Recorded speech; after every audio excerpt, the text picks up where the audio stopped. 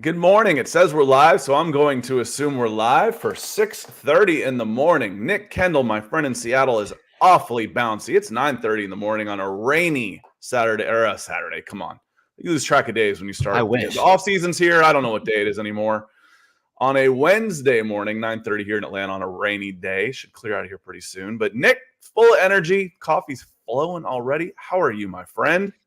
I am good. I am excited to talk mock draft and NFL draft in general. One of my favorites in the industry, Daniel Jeremiah, released a mock with a lot of things that we can glean from it, not just Falcons related, but also just Mm-hmm. evaluation of some of these guys in general. So I'm excited. And, teams, people, I think it was Mel Kiper was talking about it. Mock drafts, nobody's ever going to get it 100% right, but No. teams go over these constantly because it's Mm-hmm. about understanding the valuation of these players, where they're being seen, and the different scenarios, and best preparing yourself of what you would do if the situation played out as X.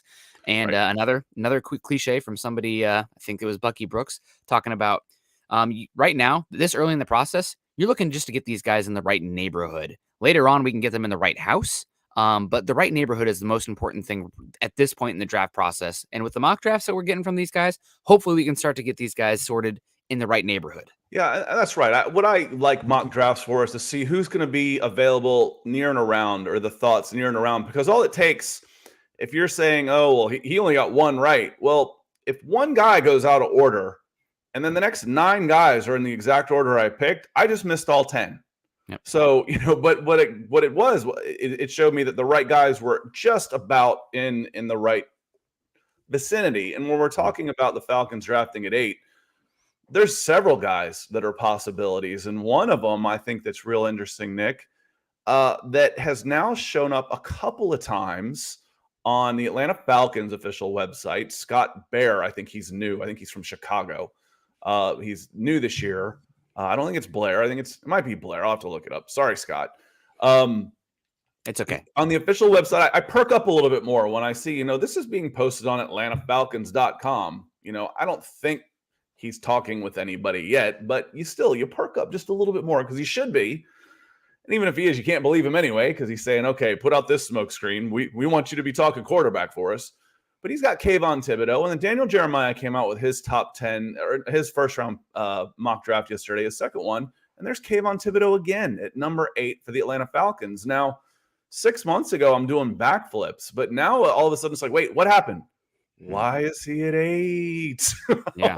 Why is he falling? Is he the next in a long line of bust edge picks for the Atlanta Falcons? Yeah, it's weird to see him falling. Obviously, a lot of people, there's a little bit of a shock when you first watch Kayvon Thibodeaux and Aiden Hutchinson for that matter, because the hype specifically for Thibodeaux is that, he's going to be number 1 overall pick. And you and I have done this enough years now. Not that I'm ancient, but I've been doing the draft now for 6 consecutive years, where it's like, number 1, no doubt overall pick at the edge rusher is supposed to look like X in my mind. And when you watch Thibodeaux, Myles Garrett, on Clowney. Yes, exactly. So, and you go into that thinking, okay, here we have a firm number 1. He had crazy odds to go first overall too a year ago at this point also. And you watch him and it's like, that's not the same. That's not the same caliber of athlete, player, doesn't know what he's doing with his hands yet, et cetera, et cetera. Granted, Myles Garrett really didn't either, but he was such a freak that didn't matter. I'm just going to run around you. So Thibodeaux falling to 8. There has been some whispers of some, I don't want to call it character concerns, but is he all in? And it's the whisper season. I hate to even propagate it, but like, why is he falling? I know. That's the only thing I can talk about. That's the only thing I can think of. It's the only thing we can come up with. And the thing was, I don't remember who it was, but I saw a post. Basically, it was from one of a regional scout up in that area who covers Oregon. He's like, the same crap was being said about Justin Herbert. The same crap was being said about Penny Sewell. Now the same crap's coming out about Kayvon Thibodeaux. Enough already. But the Falcons desperately need an edge, without a doubt. I mean, there's no question whatsoever. They need an edge. They need 3 edges.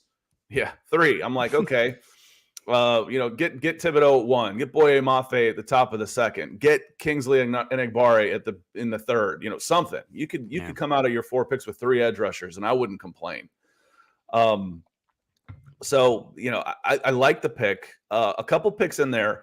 I'll just run through them real quick. You had number one. This looked very similar to some of the stuff that you and I have done, Nick. I mean, again, we're all kind of working off the similar type boards right now until the combine and draft and the combine and pro day start coming. But Evan Neal, number one to the Jacksonville Jaguars. Aiden Hutchinson, number two to Detroit. Kyle Hamilton, number three to Houston. Ikwanu, it says Icky, and now it's throwing me all off. Ike Ekwonu, New York Jets 4. Trayvon Walker, there's your boy, number 5.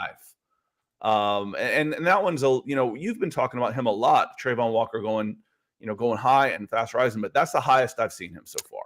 Highest I've seen him too. I mean, 275, 6'5", incredible athleticism. I watched the Alabama Georgia 2.0 game last night.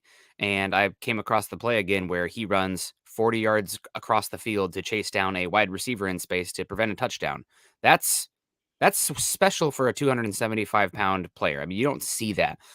He's only 20 years old still pretty young, unlike Jermaine Johnson, who the Broncos got mocked here at 9, spoiler alert, who's going to be 23 years old this year, which is a data point to consider for edge rushers. And Trayvon Walker himself still doesn't really know what he's doing with his hands just yet. Like the push pull and all of that is a ways off. And a lot of that's going to come down to, okay, is he smart enough? Is he a hard worker enough where we can teach him these things and he's going to get on it? But as far as the tools at the position is, the only thing he doesn't have is great hip flexibility and bend. But he's 6'5", 275. That's if he did have that, he'd be JJ Watt. So he's a great player. 5 overall is shocking. But if you're going to bet on traits on any position, it's the pass rusher. I mean, But remember, JJ Watt wasn't JJ Watt coming out of the draft either. Now, I hadn't gone to a bunch of games, but my cousin happened to be getting married in Michigan. He went to Michigan. He was getting married in Ann Arbor the weekend of Wisconsin, Michigan, and I got a photo pass from my good friend Sam Webb, who runs Go Blue Wolverine. At least that's what it used to be called. Now it got changed to the Michigan Insider. So check out the michiganinsider.com. Awesome site on the 24/7 network. Sam Webb is awesome. And you're watching there Wisconsin, Michigan, and JJ Watt was a man among boys. I'm like, oh my God, this is the guy. This is Jared Allen type. This is a guy who comes and just dominates in the NFL, and nobody's talking about too much for one reason or another. Yeah. And he was pretty special. He'd go number 1 overall this draft. Yeah. But I know you've been real high on that. Now, before we get too much farther, we get into the second half of the top 10 on the mock draft. I want to say hi to a few folks.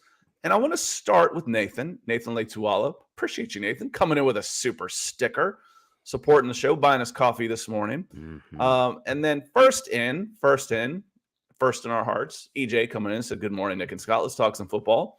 Colin also in here. Colin's a cynical, sarcastic person like me. So Colin and I, we get along really well. Colin and I don't see eye to eye on. All the other teams in the division are various forms of disarray. Could the Falcons be contenders this year? No. Yeah, I'm sorry, Scott.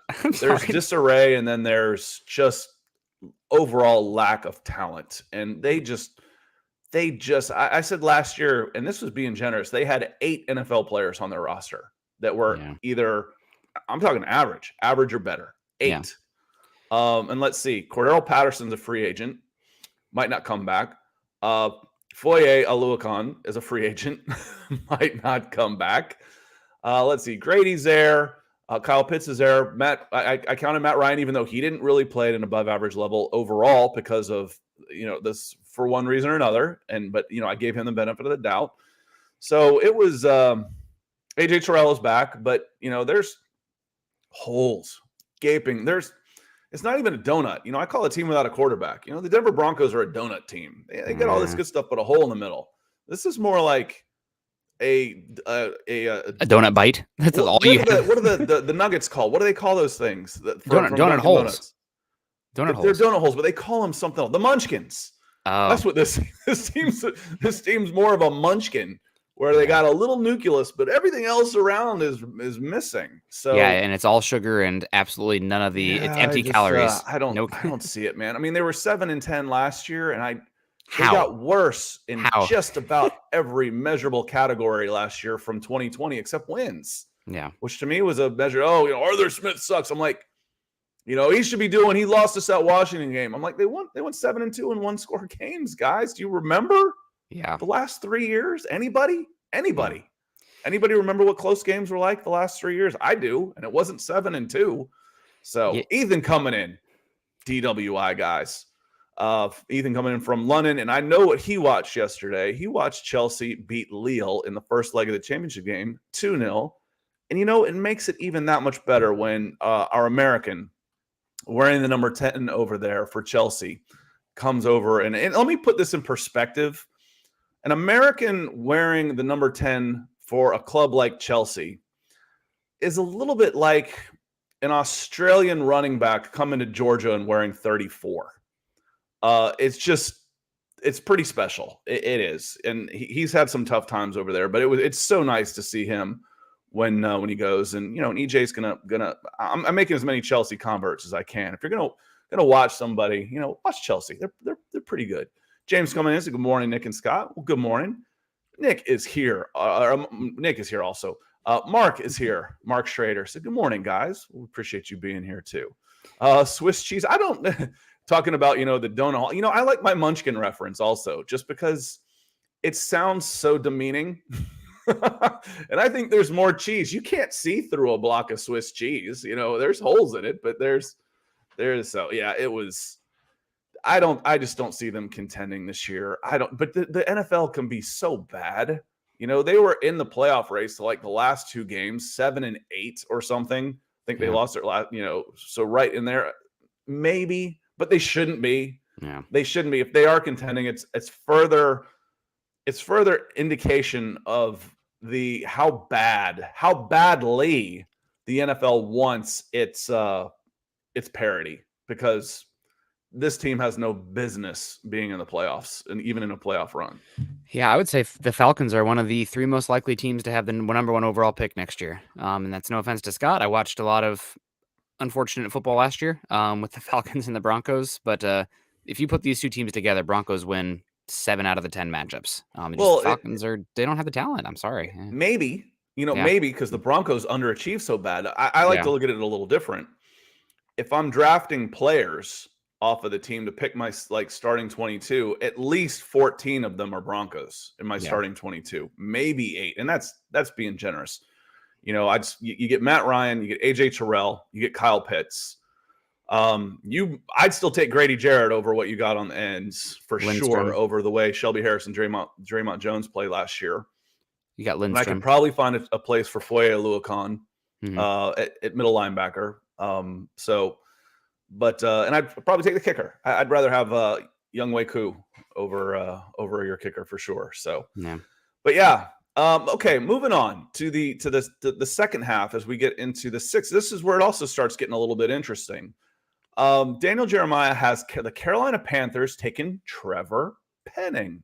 Yeah. Taking Trevor Penning, and it's cranked up. As soon as you go away from this tab and come back to it, it cranks up the video and the sound again. So let me mute that. I have it pulled up too if you need me to do it with it in a different tab. He's got Trevor Penning. Now, y'all have probably seen this anyway. I'm going to show it anyway. The Trevor Penning video, and I had a feeling, I'm like, this, if I title this, the nastiest offensive lineman in the draft, and he's, up there slinging guys around all over the place, it's probably going to do pretty well. It's knocking on the door of 300,000 views. You see the way he finishes. He goes after this like a wrestler almost, where he takes a guy down and then he'll go after him again. This is a play where that you heard about, Nick. Watch him take the edge guy and about kill Desmond Ridder with him.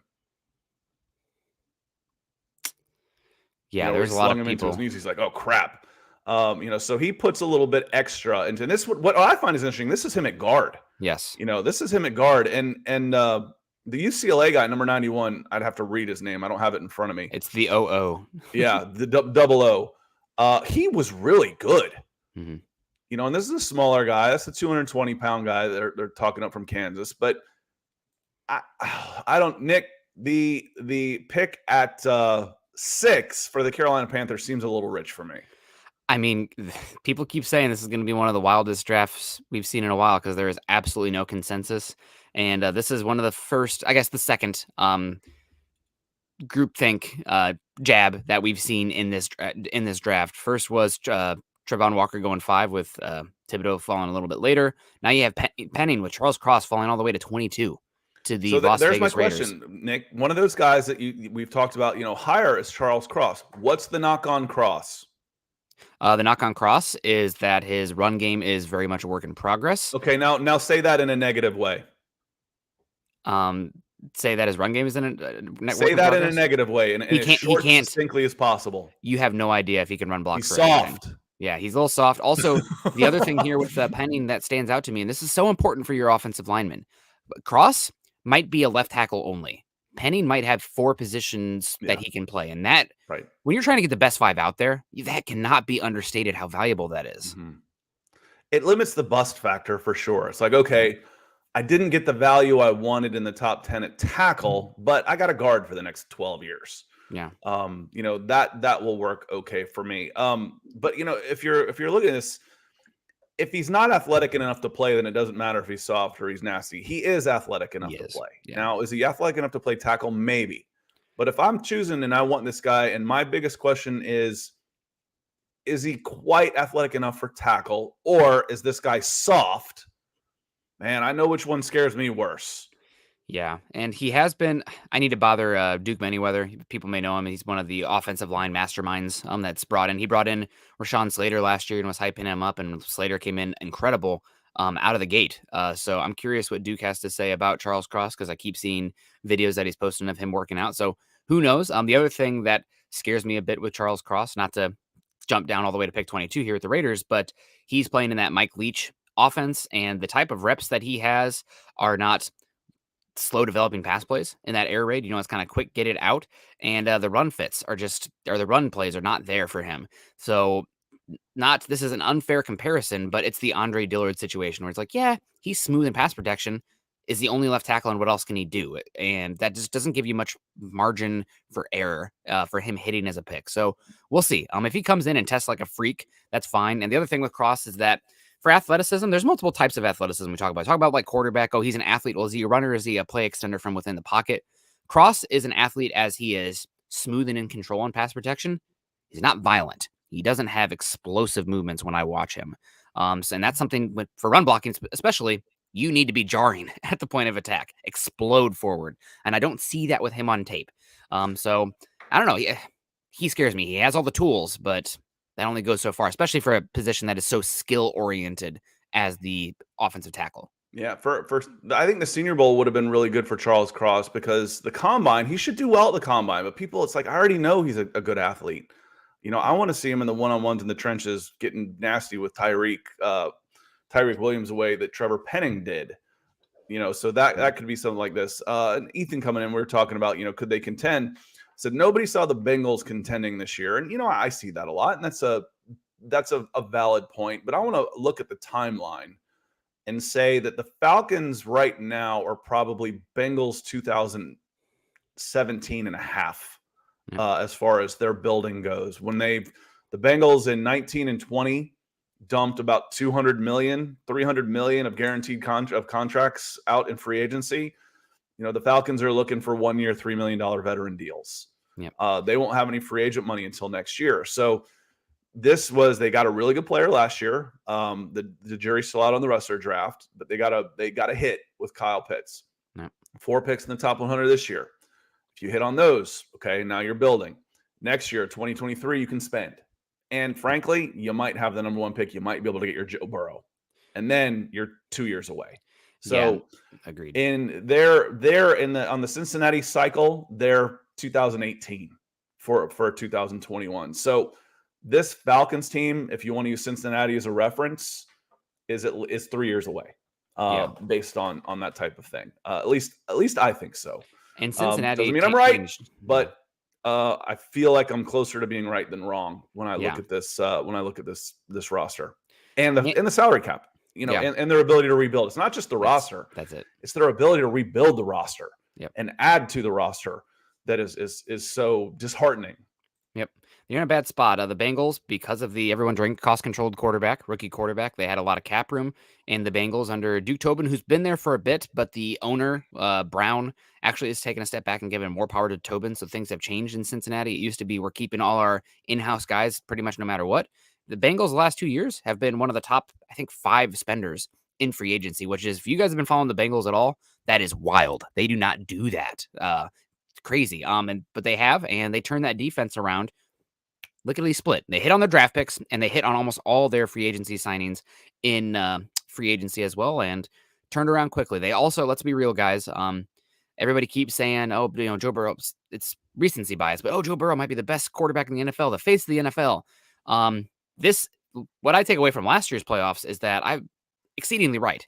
Just get in the playoffs and see what happens. Because if the Bengals played the Chiefs, I think 10 times, I think the Chiefs win 7 of those matchups, maybe even 8. But then all it takes is that one matchup where they don't. Also, the Bengals didn't have to go up against Josh Allen. Those two guys, Mahomes and Allen, went up against each other. That's probably not going to be the case in the future. So Bengals did get there. That's, again, a case for if you get in the playoffs, see what happens. The Rams, also the 4 seed, they got in. Just get in, see what happens. But I do not think they are the most...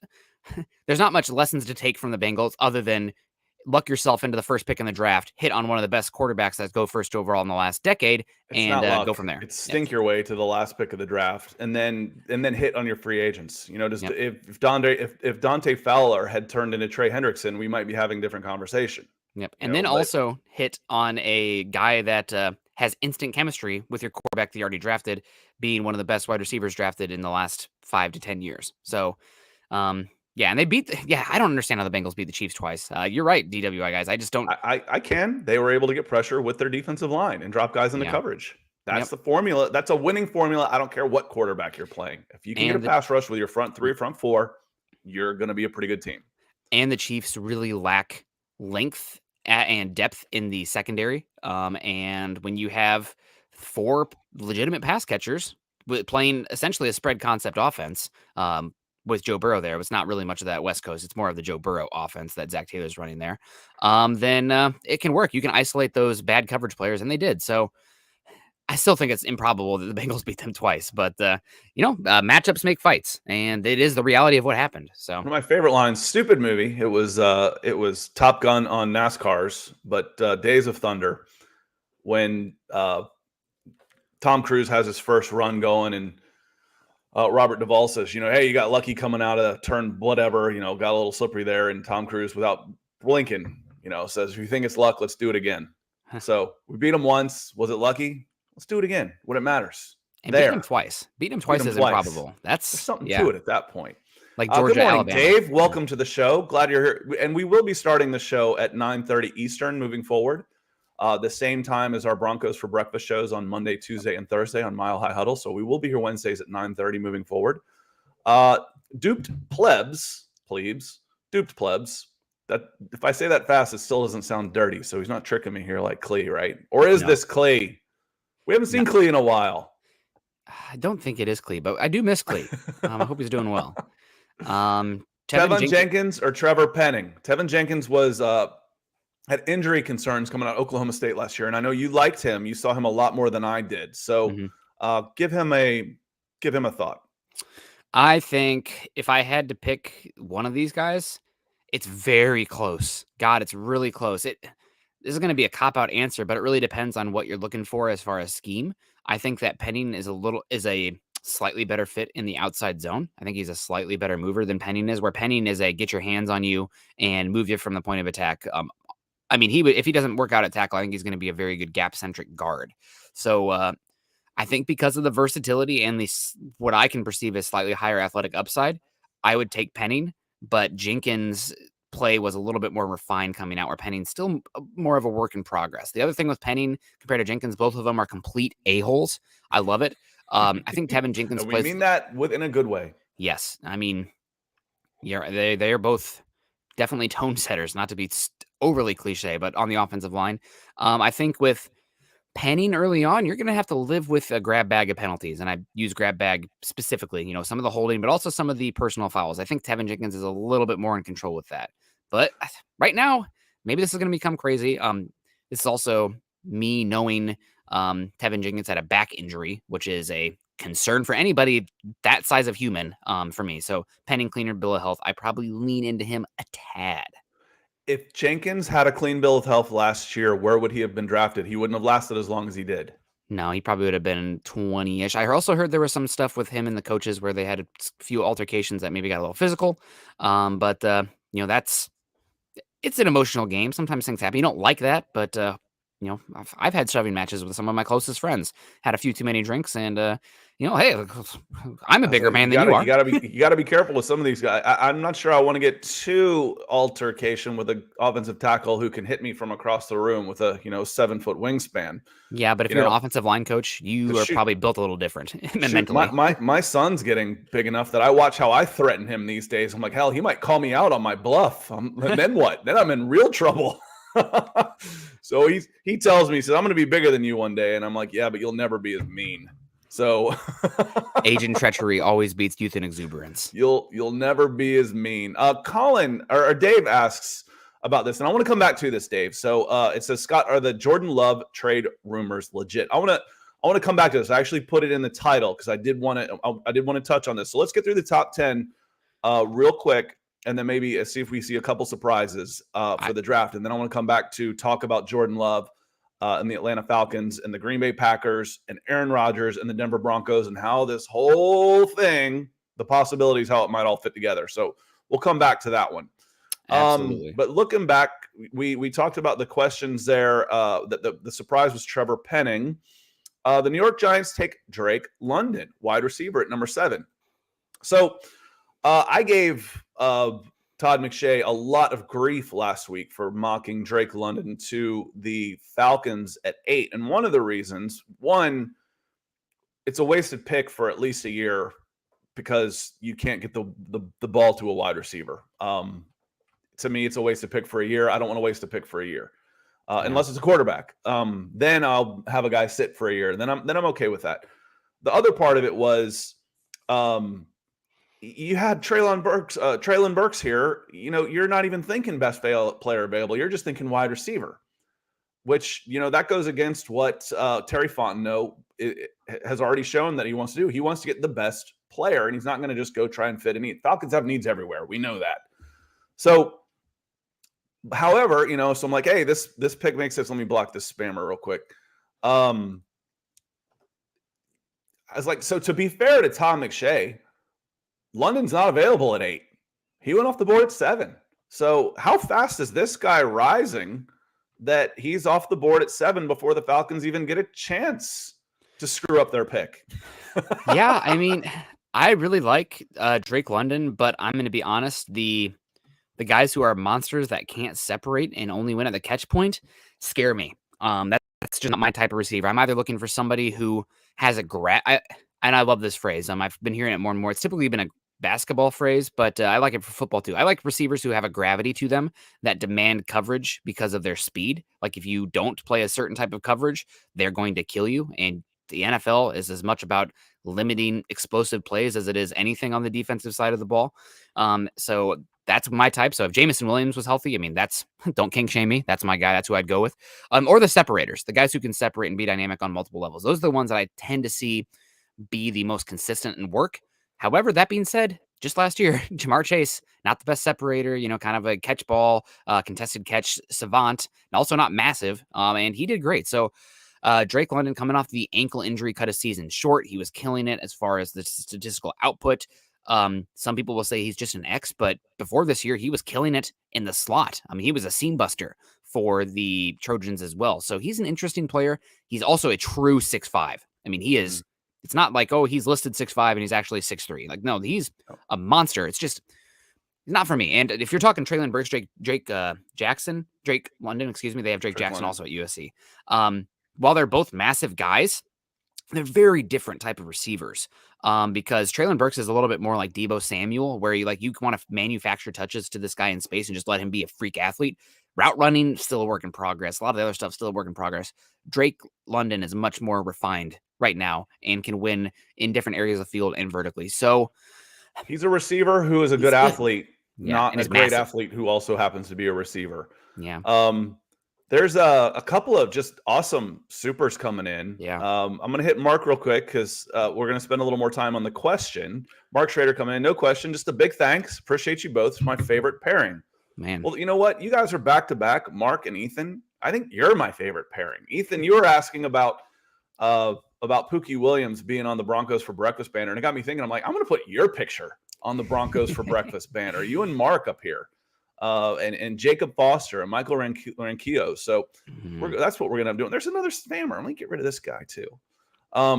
Mark, awesome. It just makes our morning, makes the rest of the day go so much better when we start with guys like this.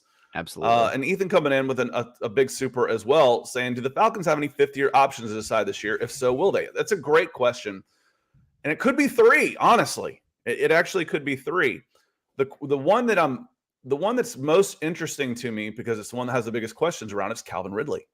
Now, I think they went ahead and vested his contract last year, but they didn't have to because he was on the non-football injury list. They didn't have to vest his contract. So in theory, they could keep him on his $2 million fourth-year deal at 28 years old and then have his fifth-year vesting at 29 years old count for 2023. That's something they could have done. I don't think they did. That hasn't come out yet, but I don't think they did. The other two they're easy. They're easy for me. They had 2 first-round picks. Offensive tackle Caleb McGarry. No freaking way does he get they pick up his option. No way. If they do, you think I'm going to be ugly about taking a wide receiver at 8? My goodness, because you have to do that before the season. So he has done nothing. He could go out and it could click for him, and he could just be the reincarnation of Jonathan Ogden this year. But it would have been too late to pick up his option. I don't see it happening for what we've seen so far. No way do they pick up the option on Caleb McGarry. Massive bust, major bust. Salute him. Major bust. The other one is Chris Lindstrom, the right guard. Yes, they'll option him. Yeah. They'll pick up his option. Without a doubt. So those are the 2. And the question one on that one, the third one then becomes is the Calvin Ridley question. Did they, will they? Because if he's playing under the same deal, I think the public sentiment would be behind the Falcons to say, listen, he sat out a year. $2 million is a nice salary. It's not like they're making him play for peanuts or, this isn't the NCAA where I'm not letting the kid transfer. I'm going to give you $2 million. I gave you 2 last year when you didn't play. I'll give you 2 this year. That's fair. That is absolutely fair. However you feel about the mental health issue, $2 million to get your stuff together and then come back on that same contract is fair. It's absolutely fair. So we'll see how that goes. But that's the interesting one for me. Moving on to and Nick, do you anything you heard in there that you want to touch on between McGarry and Lindstrom and Ridley? I think you should give McGarry a 10-year contract for about $40 million per year. That'd be a great. And then send Denver your first-round picks. Do both of those in tandem. I'll be very happy. No, you're right. Lindstrom's very good.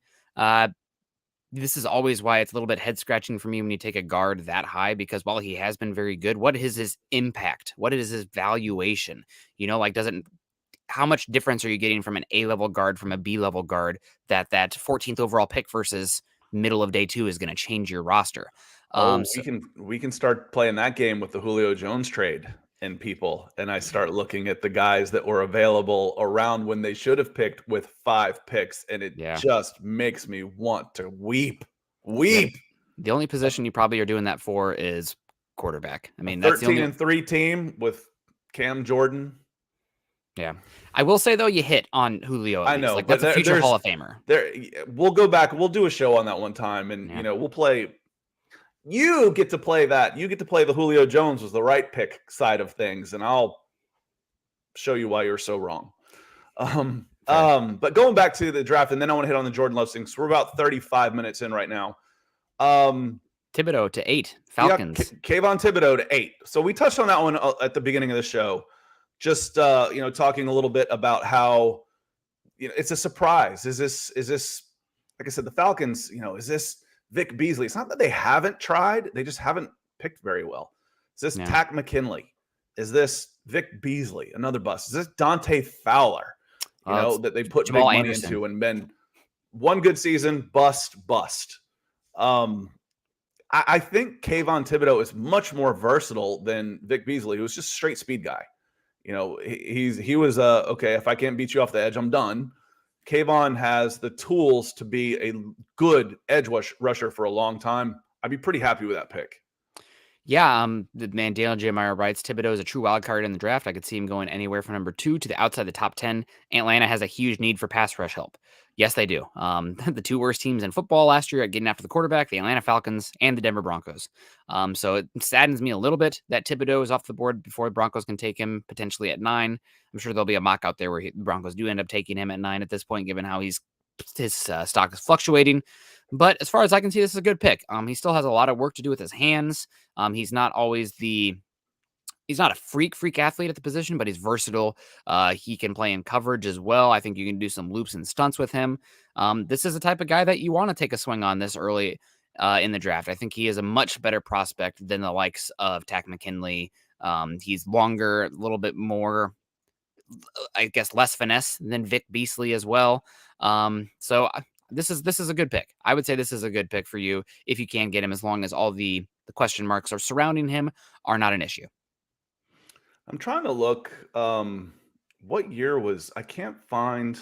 I thought he was 2018 for Chris Lindstrom because It's 2019. Brian. 2019.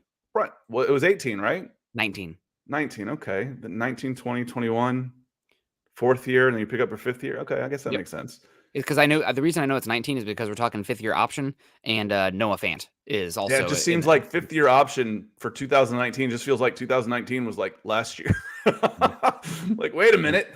An impact, the only lineman that didn't suck, that's an impact player. Yeah, it is. He's definitely one of the best. And he wasn't just one of, because someone said, Dante Fowler was one of the Falcons' best players. You know what? He was. He had 4.5 sacks. The next guy was 2. That didn't change the fact that he stunk. That's a relative term, man. He was one of your best players. Yeah. I got good news and bad news for you, Brian. Dante Fowler was one of your best players. So Chris Lindstrom, when you're talking about a guard, would you rather have Dexter Lawrence, who went 17, went a few picks later? How bad did the Falcons need an interior lineman forever? I mean, that's another, okay, we've got all this money into Matt Ryan, Calvin Ridley, Julio Jones, everybody. Let's get another. Let's see if we can get the best offensive line available. Jeffrey Simmons went to 19. Brian Burns has been incredible. 25 sacks so far. He's okay. He doesn't. Oh, I love Brian Burns. I don't. He doesn't do it for me quite as much. But interior, I could have gotten behind the interior lineman pretty quickly at those Jeffrey spots Simmons.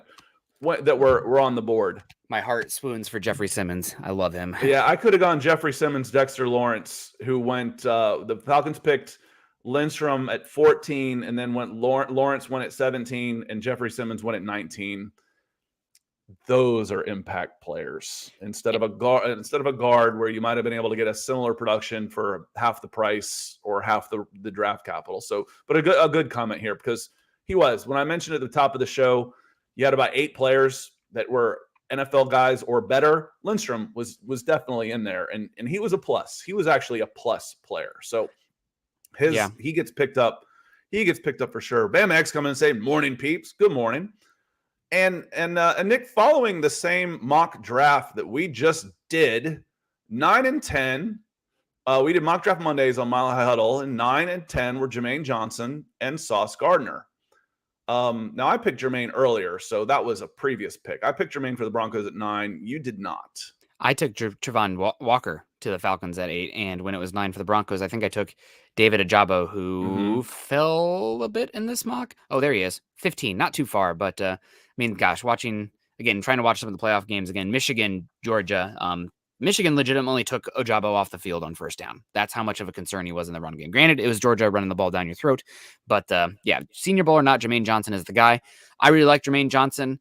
One thing that talking with some people that were down at the Senior Bowl, also that were hardcore edge people, they said that Jermaine Johnson unleashed some moves that he never showed on tape at Florida State while down at the Senior Bowl, which to me says this guy's a craftsman. This guy's a worker. This guy understands that you need to have it's not just good to be big, long, and an athlete at the NFL level, because these guys are all technicians, especially the pass protectors. So you need to be able to win with your hands. I think we've really learned that with, I scream about athleticism and tools and traits at the pass rusher spot, but you also need to be a technician. Look at the Bosas. I mean, those guys with their hands, second to none. They come in Nick, day one. This is the play right here that we're watching with his hands. Yep, boop. There it is. That's the one right there when we talk. I mean, there's 2 wins in a row. This is Max Mitchell on the right tackle. One of the reasons I'm not so high on Max Mitchell is right there. Yeah. And then at left tackle, who's he going against here? Left tackle. I'm not sure who that is. 71. I haven't cut up his video yet because he hasn't been good enough. Is it Tulsa? I can't tell what helmet that is. It was gold. But yeah, Jermaine Johnson, I can get behind in a hurry. Yeah. At 8, as high as 8, without a doubt. So he's got a high floor. I don't love his overall tools as far as the athleticism and bend. I think it's very good.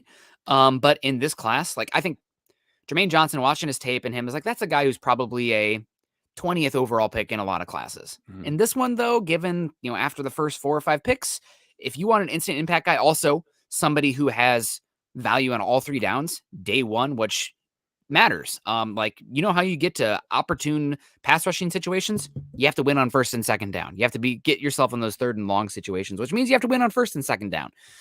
So I like him a lot.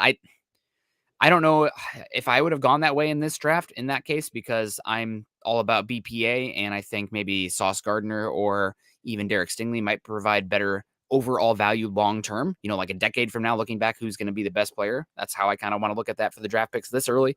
But he's really good, very high floor, and Denver desperately needs somebody who can be a multifaceted player on that defensive line. So I like him. I wish he wasn't as old too, like 23, but it is what it is. Ethan coming back in here saying, Spot Rack has Atlanta exercising his 5th-year option last year, and they did.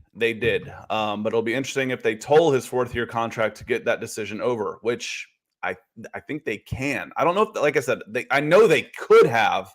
I don't know if that decision has been made. The Falcoholic, the SB Nation Atlanta Falcons site did the digging on this. And I've been referencing it a lot. I want to make sure that people, if you Google it and you see the Falcoholic link, click on that one, because the writer for that one did put in the work and did a really good job on the options on his contract. And one of the options was they don't have to toll it, and they could have 2 more years of control, which makes a trade much more valuable if he's a viable player again, which we still don't know for sure. And the other part of that is, that keeps the Falcons from being $11 million on the hook if they don't. On the non-football injury list means they don't have to pay him. They don't have to. So that 5th-year guaranteed option is guaranteed if he's playing or if he's a football injury, but he's on the non-football injury list. So they get at this point, I've said, I just like to have the $11 million back for next year to pour back into this team. I've seen what Terry Fontenot can do with a $3 million free agent. A couple of them did a really good job. Let's give him another $11 million. Mike Larry, welcome in, saying Perion Winfrey moved to the 3 tech at Senior Bowl and looked much better than his tape. Perion Winfrey was definitely a high riser, and he was one of the first guys I put together. And if I'm not mistaken, he was the MVP, the MVP of the game. Mm-hmm. I like starting these videos with just like a little bit of athleticism just to get an idea who the guy is. Jesus. But you Look see how him, long his arms are. 300 are. pounds. I'm sorry. That's 300 pounds. Yeah. With length like that. And he's lean. Yep. Pretty lean. We talk about using the hands. There's Andrew Stuber, 6'6" offensive tackle. I think he's going to move to guard in the NFL. Yeah. Gardner had a decent week. I mean, Stuber had a decent week. But in that reach, that was the other thing about Perion Winfrey. I think he's got a 7-foot wingspan on a 6'4" frame. Yeah, you talk about, we kind of denigrated it in yesterday's show, but the bench press, you see the bench press working there for Perion Winfrey, because he's the bench press add about 50% to it because he's got to move it twice as far as anybody else with the leverage. Yes, but you saw it there. Let's check out a power clean on a guy like that. Yeah, he's strong. Talking about him in the Senior Bowl setting, Oklahoma ran a interesting defense because they're very much about slanting up front and getting to an area in the backfield and causing disruption. Now, that doesn't mean that you're making a play on the ball, you're reading anything. It's about winning that gap. And that doesn't lend itself. Not a lot of NFL teams do that, if any. So you might see it on some fronts. But Winfrey himself, if he's playing in a front, I really do want him at 3 technique. I want him in a team that is going to let him be a more of a single gap player rather than a 2 gap player. I want him to dictate through the gap versus control gap and a half or 2 gaps. But he'd be a really good player.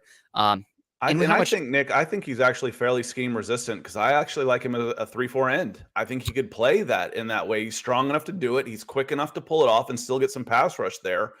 And the thing about this is how many times we say, I feel like I say this about a ton of guys.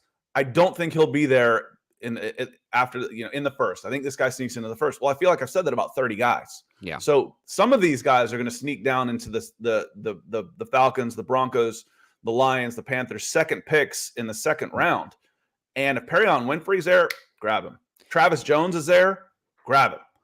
There's going to be some really good players available in the second round this year. Yeah, the talent from 15 to 50, 25 to 40, that kind of range, you're getting a similar level player. So if you have a 2 picks there or multiple picks in that area, you're going to be doing pretty well. Like the Lions having 32 and 34, they might be walking away with 2 pretty damn good players.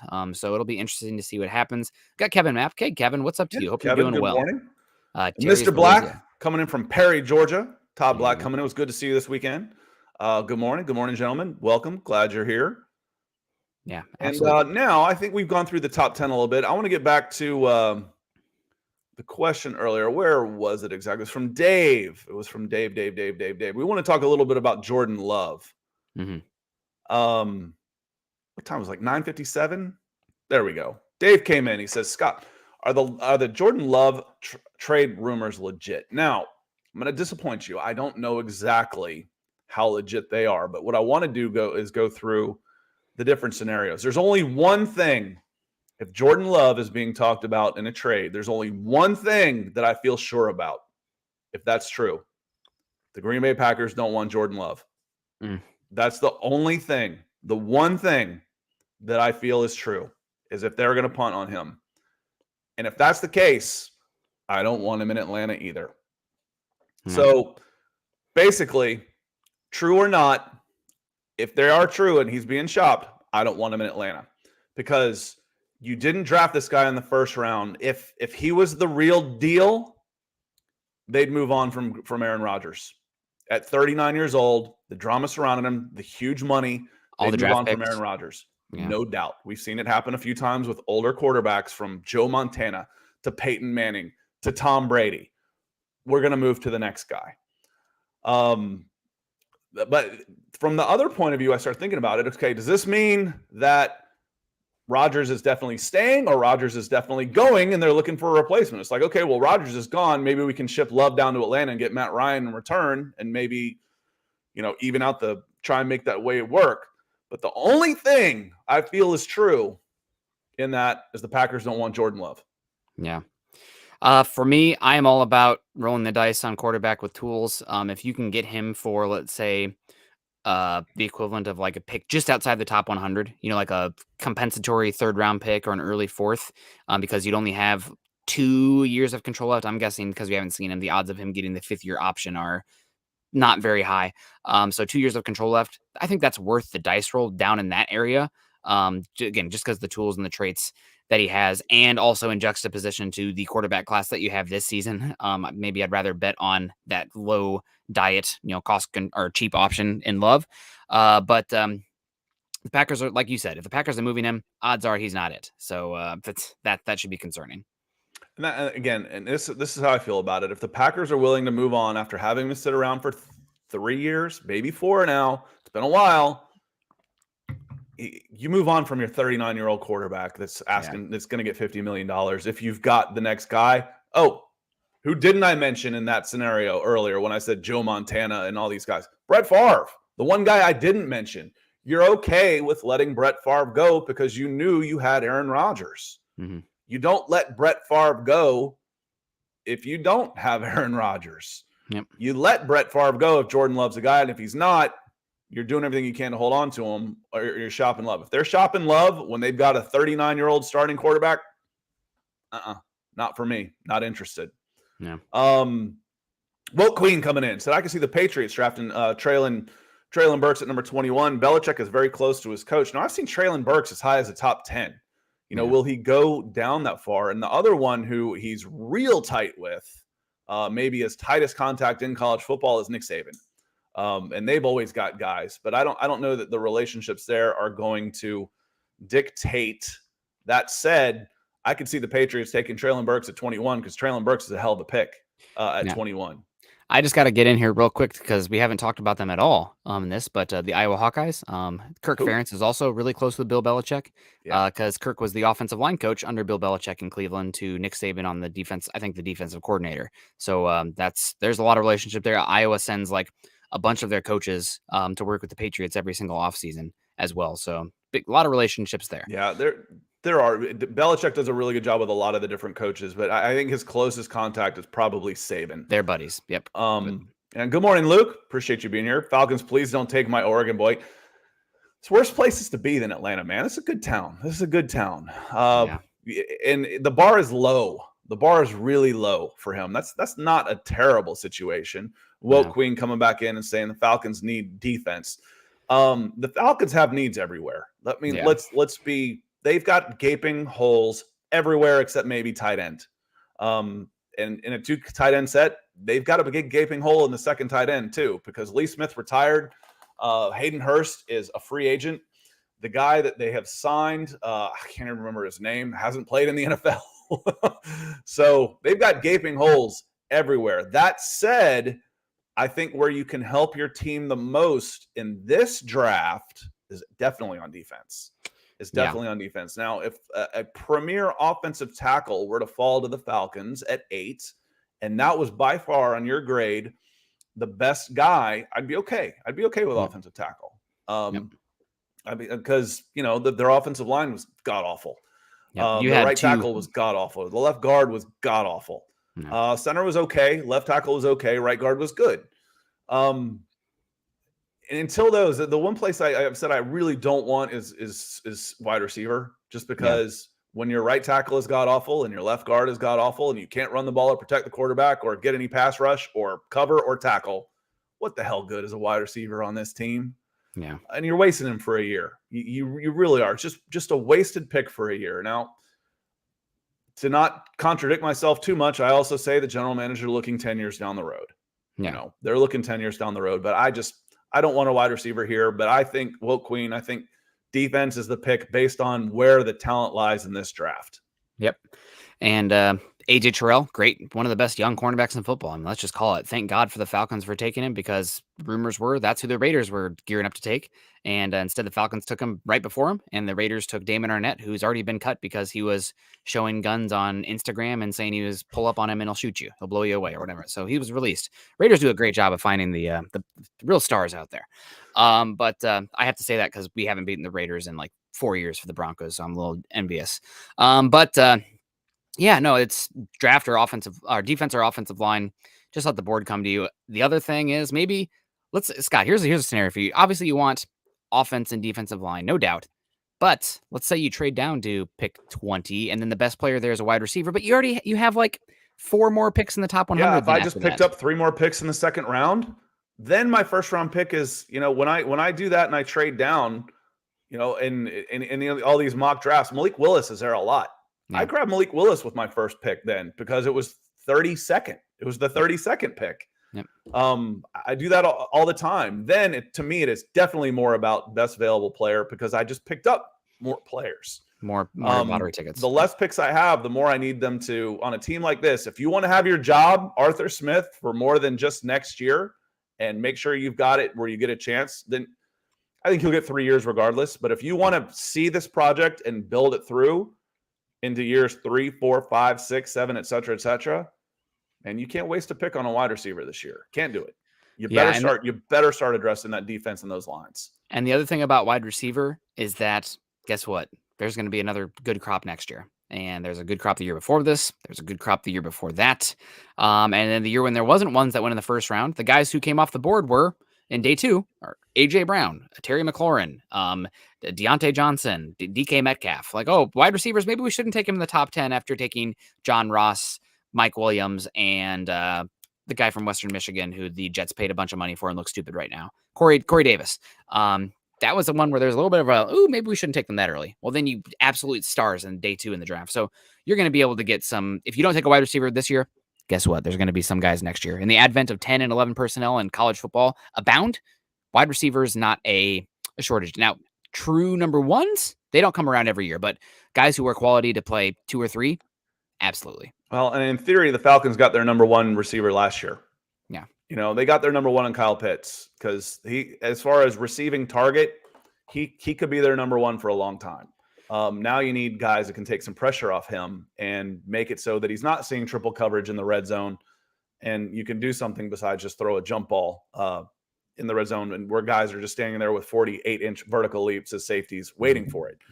Good morning, Salvi Nation says good morning. We're going to get out of here in about 5 minutes.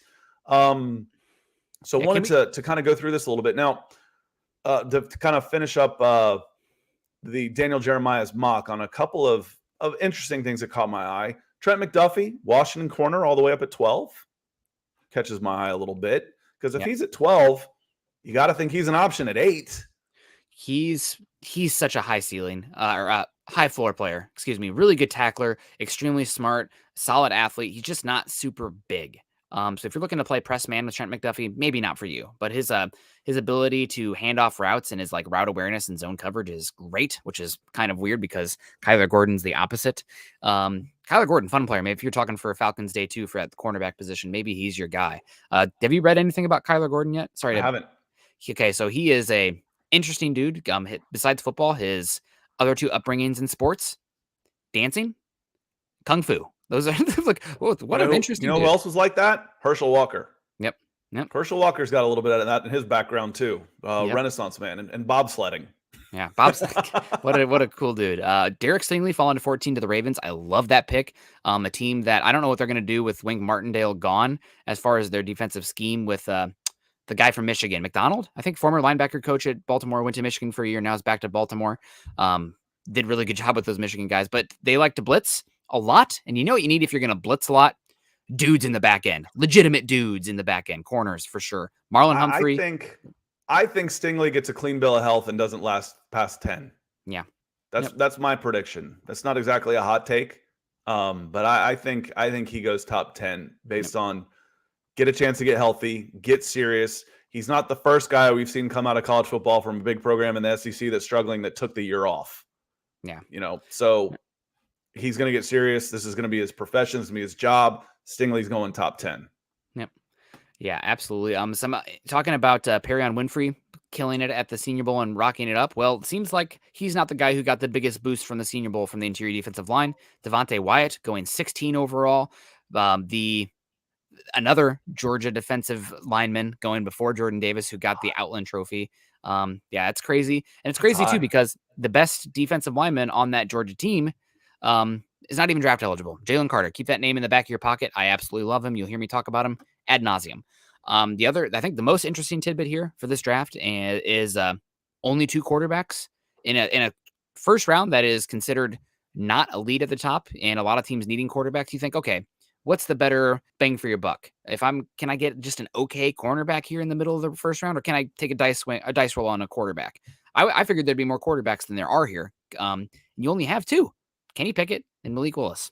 No other ones making the first round. Kenny Pickett's going to go play in the Dome in New Orleans and turn into Drew Brees and torment the Falcons for a freaking decade and a half. He's a great fit there. That's the Atlanta sports cynic in me. Like, you know, he goes up to Detroit and disappears. He goes to New Orleans and we're going to be like, how did this guy last to 20?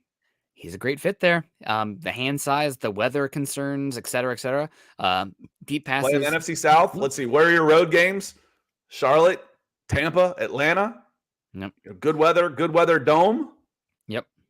Absolutely. Yep. It's Kenny Pickett. That's the best fit. I'm 100% with you. That is far and away the best fit for him. I am curious to see what their offense looks like. I do think they retained their offensive coordinator, even though Sean Payton retired, with Dennis Allen taking over. They both coordinators. So there's a lot of familiar faces there, including like you think. I wrote it up on allfalcons.com saying, they might not quite as different you think. Michael Thomas is coming back. Yep. Their defensive coordinator, Dennis Allen, took over as head coach. Their offensive coordinator is staying and will take over more responsibility, so he'll become a true offensive coordinator.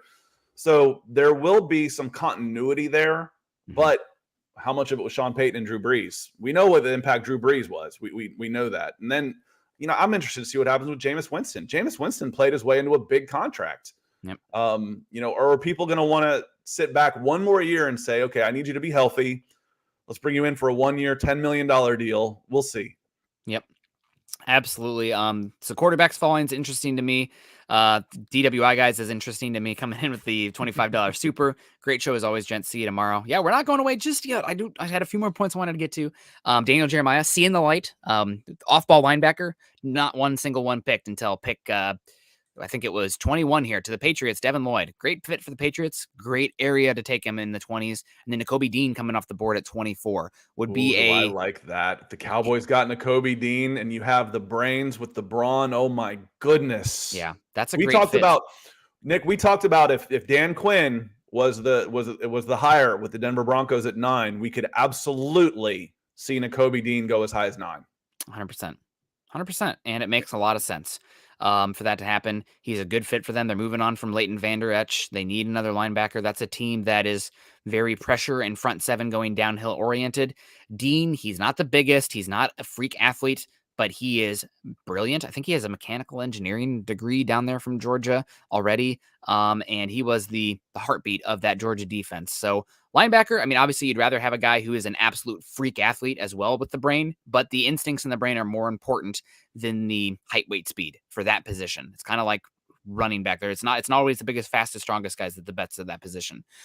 So I really like that fit for them. 2 names I wanted to point out here that as a, hello, here's my guy. I've been screaming about him for a bit, and here he is, Boye Mafe, going 28 to the Packers. Freak athlete. He's going to test like a freak. I am excited to see what he can do. I love him, and I'm a little bit bummed that he goes this high because I had visions of sugar plums dancing in my head with Broncos taking Trevon Walker at 9, Boye Mafe at 40. Nick, you like to talk about recency bias. Guess who did the color commentary and was down at the Senior Bowl the whole time? Daniel Jeremiah. There's some bumps in here that I see from guys like this that are a little eyebrow raising. Devontae Wyatt is one of those guys. Boye Mafe is one of those guys coming up. But if you're doing your mock drafts, I had one I almost tried to save. It was so good it didn't save one of the mock drafts. I got like Boye Mafe, Kayvon Thibodeaux, and Travis Jones with my first 3 picks. I'm like, touchdown. Let me have that one for sure. So, but yeah, I knew you would like that one. Like I said, there's so many guys that we talk about. Oh, that guy's not going to be available at 40, 43, 45, 48. You say that about enough guys, there's going to be a couple of them available at 40, 43, 45, 48. Yeah, absolutely. It's a good point. And the other one here that's interesting to me, Tulsa offensive lineman. I've not seen him drafted this high by anybody. Tyler Smith. You talk about Trevor Penning being the meanest guy in the offensive line class. Tyler Smith might give him a run for his money. He's nasty as heck. Really a lot of penalties with him, but it says some stuff to clean up. But as far as the demeanor, the athleticism, the size, the power, he has it. So he interests me a lot. That was the gold helmet that was getting beat when we weren't sure. Was he at the Senior Bowl? I don't think he was. Well, he was on. He measured. Okay. 6'3" and 3/8, 324. I think that was the gold helmet that we couldn't quite place. He's a redshirt sophomore. It might have been the kid from Southern, Ja'Tyre Carter. I'll figure it out. Yeah, we'll figure it out. Either way, the one that I came away not so high on was Max Mitchell, though. Yeah. I'll figure it out too. I'm looking right now, but I think Tyler Smith is too young. I don't think he was at the Senior Bowl. Otherwise, he'd probably would have had more hype than this coming out of it. But yeah, those are the ones that stick out to me. Also, Jordan Davis going 32 overall. Yeah, just get good players. That's fine. We're getting several comments on guys that did dancing. Steve Largent says Willie Galt. So this has always been one of my one of the things that I've said about soccer. When I talk about crossover sports, how soccer translates to any sport. Why? Footwork and conditioning. Yep. Those two translate well. If you play soccer as a kid, you develop your footwork balance and your conditioning. Those two traits translate extremely well to any other sport you want to play. So when we're talking about the dancing, that's the footwork. Yep. Check his feet. You hear about feet all the time. Check his feet. Check his feet. That's where the dancing comes in, and that's where the soccer for growing up. And I always say baseball is for the mental toughness. The ability. Baseball to corner makes a lot of sense. If I get beat as a corner, I got to forget it. I got to move out. And baseball is about focus and mental toughness and being able to put that stuff behind you quickly because it's a game of failure. So baseball to quarterback. I'm a huge multi-sport athlete proponent. Multi-sport athletes are better athletes at whatever they decide to do because they take lessons. Wrestling, we talked about that a zillion times, Nick, about how well that crosses over. So don't let anybody ever tell you gotta stick with one. You gotta pick one. That's baloney. They have something in mind. Only people that tell you that are the people that benefit from your child picking one. It's the only time you're ever going to hear it. And the offensive lineman that we saw in that clip there, it was a Tulsa offensive lineman. Was not the one we talked about. His name is Paul Chris, number 71 Tulsa. So we were right on the helmet. I'm like, that looks like a Tulsa helmet, but not that player. And that name doesn't even stick out to me at all. So he just must have been Chris Paul, a whipping bag. Chris Paul. Yes, it's first name, last name. So yeah, Chris Paul, not the basketball player. Yeah, I thought he looked taller than that. So this 6'3", 224. What did I just say? Who was I talking about? Who did I miss then? Who were we just talking about that you said you liked? He wasn't down at the Senior Bowl. It's the other Tulsa guy, Smith. Maybe I just looked at Tulsa and scrolled over. Okay. Yep. Just assumed. Yep. You know what they say about assume, Nick? Gonna make asses out of everyone. I made one of me for sure. So maybe not you, but definitely me. I just live as one. You say you're always angry. On that note, any final words besides saying hello to Malcolm? Want to say hello to Malcolm in Alaska? It's got to be early for you, Malcolm. Yeah, absolutely. I like Kevin Mapp coming in saying checkers is good for the hand-eye coordination. Maybe some. I don't mind chess players for sure. Strategery. Chess players with the thinking ahead and the brains for sure. But we're talking sports. Chess is a game, but I would be interested in a chess player. Wouldn't surprise me a bit if Nakobe Dean played some chess. I mean, let's talk about chess, the trench play. It is a game of setting up counters and I'm going to show you this over and over again. And then, it's third and long. You think I'm using my left hand on this one? Nope, here's the right. And you're off balance. And I win. Right, I mean, I don't know. You have derailed, to quote Tommy Boy. Yeah, and one of my favorite comedies. We got to go. But the last thing here is that you talk about the setup. Just makes me think these players do that. There was talk of, I don't know if you listened to the Super Bowl with Aaron Donald and Von Miller talking let's set them up. Let's save that for the end. We're setting them up the whole game for that one moment.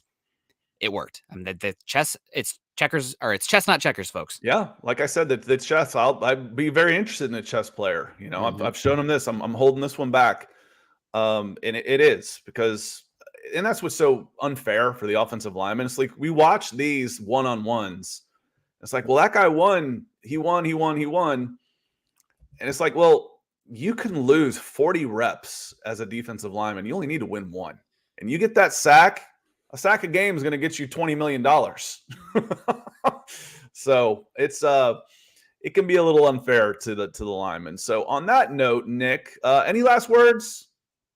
We'll see you guys tomorrow morning for Broncos for breakfast, and hopefully everybody has a good Wednesday. It's going to be a beautiful, clear day here in Seattle, but it's going to be in the mid-20s. So I am it does not get this cold here normally, so I'm a little bit bummed out. So on that note, I know there's different fans. So if you enjoy us just talking football, because Nick and I hit on a lot of stuff beyond Atlanta Falcons. And you want to see us on other days, come over to Mile High Huddle. Check us out on YouTube. We're on the same times, 9:30 Eastern every day. We'll be there tomorrow morning, Monday, Tuesday, Thursday, and then we're here on Wednesday. So come check us out. Eric McDowell, Falcons Rise Up. Good morning. Good morning. Appreciate you being here. And hit that like button on the way out. Make sure you hit that like button. If you're watching this after the fact, hit the subscribe button. Make sure you get that notifications. We get the majority of our viewers from YouTube because of that notification button. But on that note, Wednesday, little Champions League for me. I'll watch a little Champions League today. And then we've got the Mile High Huddle podcast tonight, the Huddle Up Pod at 7:30, 8 o'clock Eastern with Chad and Zach. We'll be back. Otherwise, Nick and I will be back tomorrow on Huddle Up on Mile High Huddle. And for sure, and it's cold for Jason. It's only 17 degrees in Des Moines, Iowa. It's supposed to be 70 degrees here in Georgia. The warm front brought the rain, and it's going to be nice and warm before it cools off again. And on that note, everybody, thanks for being here. The new time, 9:30 Eastern on Wednesdays. And until then, we'll see you next time.